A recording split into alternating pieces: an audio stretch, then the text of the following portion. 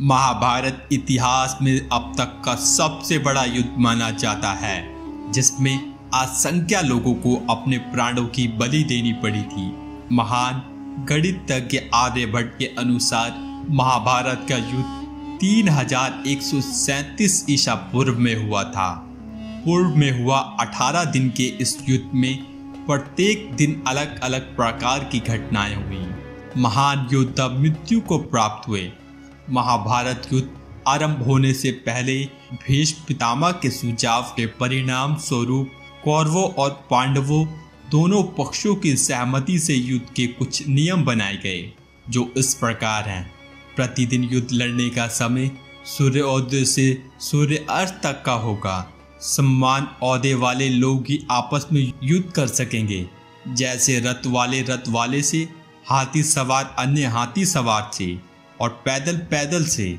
यदि कोई वीर युद्ध में भयभीत होकर शरण में आए तो उस पर अस्त्र या शस्त्र से प्रहार नहीं किया जाएगा। युद्ध में जो भी लोग सेवक की भूमिका में होंगे उन पर किसी भी प्रकार की कोई प्रहार नहीं किया जाएगा। निहत्थे योद्धा पर अस्त्र नहीं उठाया जाएगा। एक वीर के साथ एक से अधिक युद्ध नहीं करेंगे। मित्रों, अब हम बात करेंगे महाभारत युद्ध में हुए दुर्योधन और पितामह भीष्म के बीच हुए संवाद की। आप देख रहे हरिभक्ति वर्ल्ड चैनल को सब्सक्राइब जरूर करें और बेल आइकन जरूर दबाएं, ताकि हमारे हर वीडियो की जानकारी आपको सबसे पहले मिले।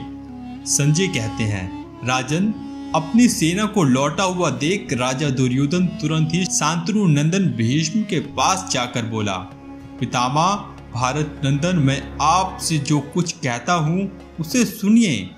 कुरुनंदन, आपके अस्त्रवेताओं में श्रेष्ठ द्रोणाचार्य के और महाधनुधर कृपाचार्य के पुत्रों और सुहृदों सहित जीते जी जो मेरी सेना भाग रही है, इसे मैं आप लोगों के योग्य नहीं मानता हूँ।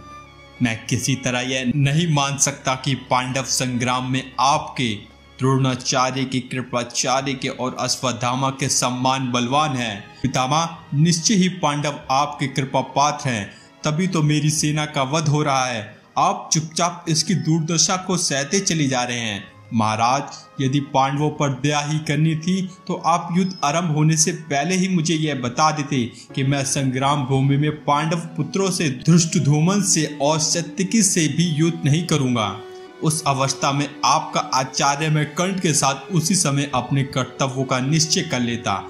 यदि युद्ध में आप दोनों को मेरा परित्याग करना उचित नहीं जान पड़ता हो तो द्रोणाचार्य और आप दोनों श्रेष्ठ पुरुष अपने योग पराक्रम प्रकट करते हुए युद्ध कीजिए। यह सुनकर भीष्म बराबर हंसकर क्रोध से आंखें टेढ़ते हुए आपके पुत्र से बोले, राजन, मैंने तुमसे अनेक बार यह सत्य और हित की बात बताई है कि आप के युद्ध में पांडवों को इंद्र आदि देवता भी जीत नहीं सकते। नरश्रेष्ठ, जो भी मुझसे वदत के द्वारा कुछ किया जा सकता है उसे आज यथाशक्ति करूंगा। तुम इस समय अपने भाइयों सहित देखो, आज मैं अकेला ही सबके देखते देखते सेना और बंधुओं के सहित समस्त पांडवों को आगे बढ़ने से रोक दूंगा।